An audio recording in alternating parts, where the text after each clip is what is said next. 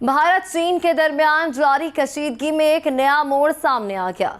भारत ने चीन का मुकाबला करने के लिए राफेल तैयारों को मैदान में उतार दिया। राफेल तैयारों से चीनी तंसीबात पर निशाने बांध दिए गए हैं। पाकिस्तान के लिए कोई थ्रेट हो सकता है और चाइना के लिए भी, क्योंकि जाहिर है इन दोनों को आपके यहाँ जो है एक नेगेटिव लाइट में देखा जाता है, चाइना को भी और पाकिस्तान को भी। सिर्फ एक बटन दबाने पर चीनी फौजी अड्डे और तंसीबात तबाह हो जाएगी। आज की तारीख में, और अगर आज से 10 साल पहले ऐसे नहीं था, तो आज की तारीख में India can be a deterrent and a creditable opponents oblique stabiliser in the region against China.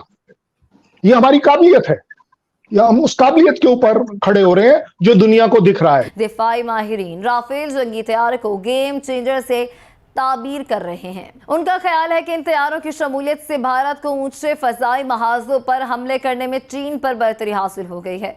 हम IMF प्रोग्राम नहीं ले पाए।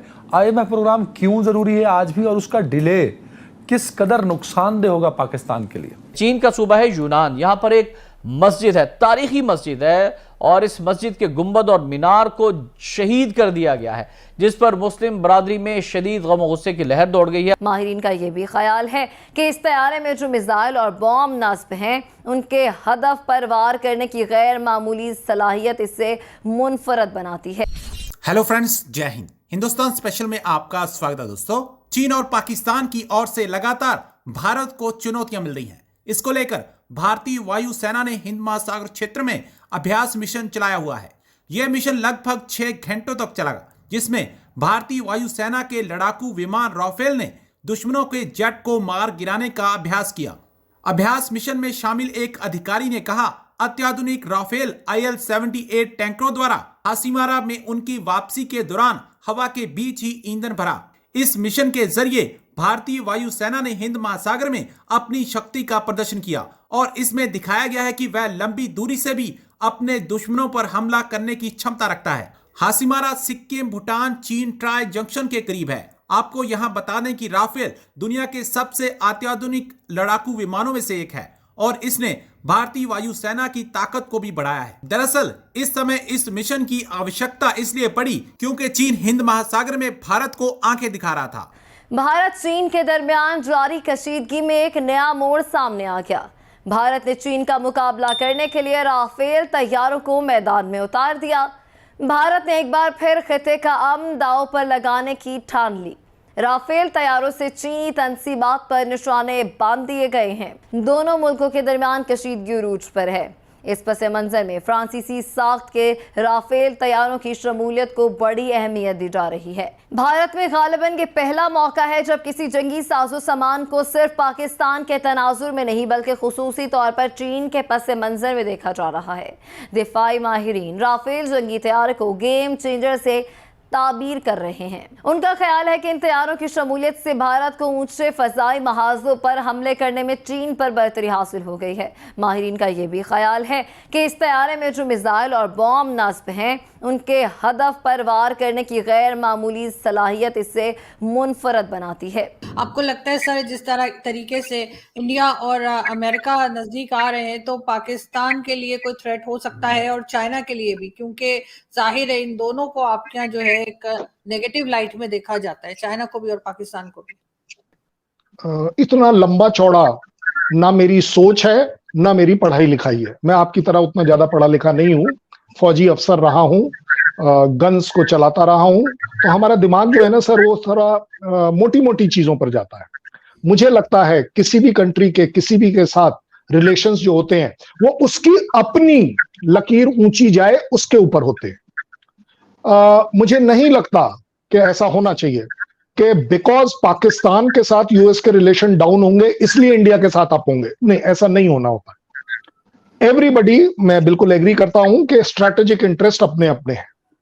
मुझे लगता है भारत ने पिछले कुछ सालों में कुछ ऐसा किया जरूर होगा कि हमारी लकीर ऊंची कर रही है। हम एक मार्केट पूरे वर्ल्ड को दे पा रहे हैं, डेवलप कर पा रहे हैं। हम बढ़ चढ़कर दाएं बाएं ऊपर नीचे सब जगह मदद दे पा रहे हैं। हमारा से है। हम एक इकॉनमी वो वाली लेकर चल रहे हैं जो कि सबको बढ़ती हुई नजर आ रही है। मैं अगर खुद बोलूं हमारी बढ़ेगी तो शायद आपको बुरा लग जाए, लेकिन लोगों को लिख रहा है, तभी आप देख रहे हैं कि उस तरीके की बॉनहोमी हो रही है।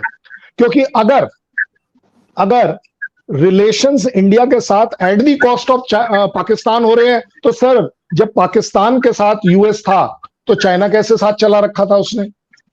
भाई मोटे मोटे तौर पर अगर चाइना को ऑफसेट करने के लिए तो उसने पाकिस्तान नहीं चलाया था। आई एम वेरी श्योर कि आज की तारीख में, और अगर आज से 10 साल पहले ऐसे नहीं था, तो आज की तारीख में यूएस रियलाइज करता है कि India can be a deterrent and a creditable opponents oblique stabiliser in the region against China. ये हमारी काबिलियत है, या हम उस काबिलियत के ऊपर खड़े हो रहे हैं जो दुनिया को दिख रहा है, यूएस को दिख रहा है। अदरवाइज ये वही वाला यूएस है जिसने आपको गोद में पाल रखा था पिछले 50-60 साल से, और सडनली एक बड़ा बेरुखी से उसने पाकिस्तान को पता नहीं कैसे अलग कर दिया, क्यों अलग कर दिया। आज की तारीख में अनफॉर्चुनेटली वो उसी दोस्त को सपोर्ट नहीं कर रहा जिसको वो अपने गोद में रखता था। करोड़ों करोड़ों अरबों खरबों डॉलर्स वो पाकिस्तान को देता था, हर तरह की सहायता करता था। आज की तारीख में वो नहीं कर रहा है। मुझे लगता है पाकिस्तान को इससे सीख लेनी चाहिए। अपनी लकीर बड़ी करो, अपनी प्रॉस्पेरिटी बढ़ाओ, अपनी इकोनॉमी बढ़ाओ, अपना इंफ्रास्ट्रक्चर बढ़ाओ। दुनिया, यूएस नहीं, दुनिया आपकी तरफ देखेगी। मुझे लगता है शायद इस जगह पर भारत है स्कोर्ड वेल।